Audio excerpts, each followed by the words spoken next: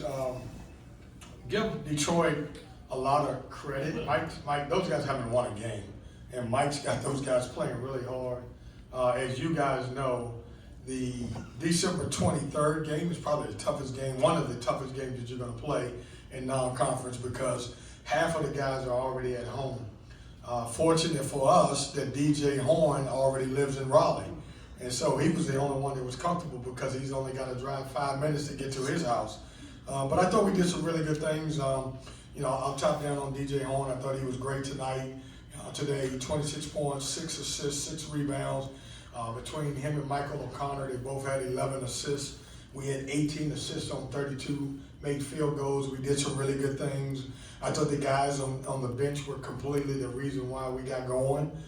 We made a couple substitutions, and I thought our energy went to another level. So proud of our guys, excited for them that they get an opportunity to go on. Questions? You normally do a mass substitution a minute or 2 minutes 10 into the game. What was kind of the thinking at that point? It's not mass because we didn't sub all 5. I left DJ on, but no, I needed energy. I thought the guys that started the game didn't come out with great energy, and that's sometimes to be expected. I thought when we made the subs and Michael and Ben and a few other guys, I thought they made a difference in the game. Is Middlebrooks the kind of guy who comes with that kind of energy? Almost seems like he's juicing the horse with more polish. I tell you what, we haven't talked about him enough. In his last few games, the energy that he's brought into this team has been great. Last game, I pointed it out before the game. He played, I want to say 15 minutes. He had 9 points, 5 rebounds, and did a really good job.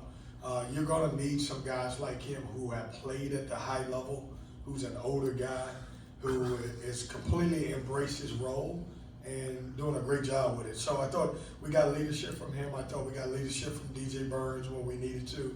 I thought we got leadership from DJ Horn and Michael O'Connor. And you're going to need some of those older guys. I talked about at halftime leading a guy like Dennis Parker, who's a freshman. What can you do to lead those guys? There's a little bit of an art to being a high post screener there and being in the right position. He seems like he's got pretty good technique with that. He's a good receiver. Yeah, Chip, he knows how to play. Just good basketball. He can, we can throw him the ball at the top of the key. He can set screens and roll. He's a big-time three-point shooter because he made his first three-point shot last game. So he's starting to get that. Hey, after he made that three-point shot, I don't think he missed a three-pointer yesterday in practice. I was like, man, we got to get him another one. It didn't present itself today. I guess we've asked you this question before, but do you almost have too many players on this team? I don't think any coach in the country is going to ever tell you that he's got. No, I don't have too many players. I got a lot of guys who, are starting to buy into a role. Tonight, the minutes were today. I keep saying tonight, but the minutes were kind of like I want them. Playing a guy like DJ 20 minutes, and then finding the hot guy and keeping him on the floor. DJ Horn at 29 and Michael played well at 26. But I kind of like having a bunch of guys around 18, 19 to 22 points a game. It makes our system effective because we can really get after you. I thought our depth is the reason why we were able to turn them over 16 times. Are you starting to find a rotation though, Coach? I imagine that's pretty important, isn't it? Well, I think we're finding a rotation. I will say this to you, we've added 2 new dudes. And so, we were in some type of rotation, but we've got 2 really good players that need to be in our rotation. So we're searching. We're gonna take a few days off, and we don't play until January the 3rd. And so now when we get back, we can really work on chemistry with the newer guys. We can work on some stuff that I feel like that we need to improve on. We can really, dial back some things and get better in some areas, and then make sure that we continue to progress in some areas. Where is this team right now going back into conference? I like where we're at. I like our mentality. We're right there. We're a couple possessions from being probably 1 loss. And that's against, I thought we had our opportunities at BYU. I thought the Tennessee game was, 60-60, and DJ Burns made a great pass to DJ Horn, and he makes that shot. It's kind of a different game. Ole Miss is Ole Miss. We didn't play well there. But I like what I like where our team is. I like our mentality.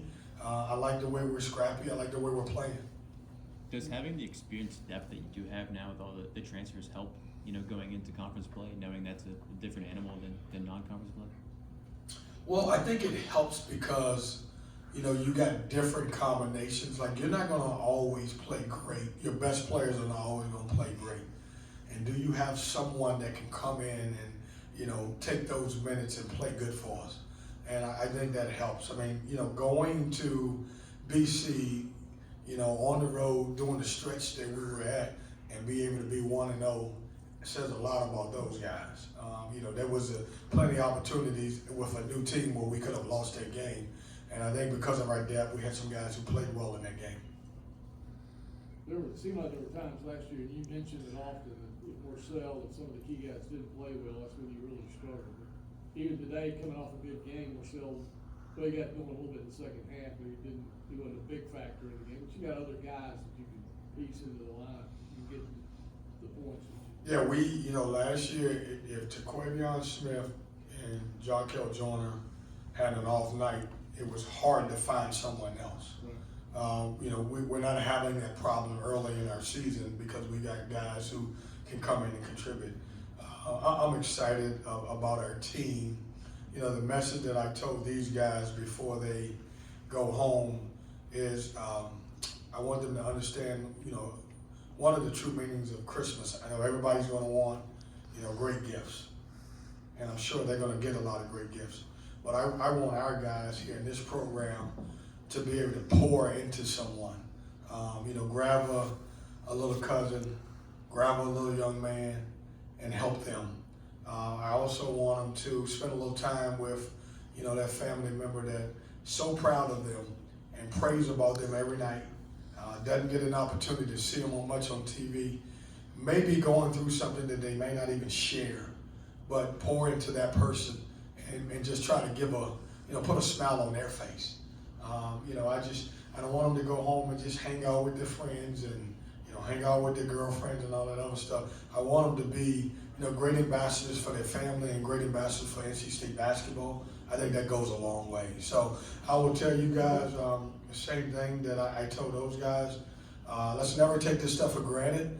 I want you to, spend some time with your family. When I get off this podium, I'm gonna race to my car and I'm gonna drive to Virginia and spend a lot of time, as much time as I can with my mom and dad, and love on them and kiss them. And you should do the same thing. And if you don't get one gift, you already got a gift of life. So enjoy that part of it. So God bless everybody and Merry Christmas to you guys.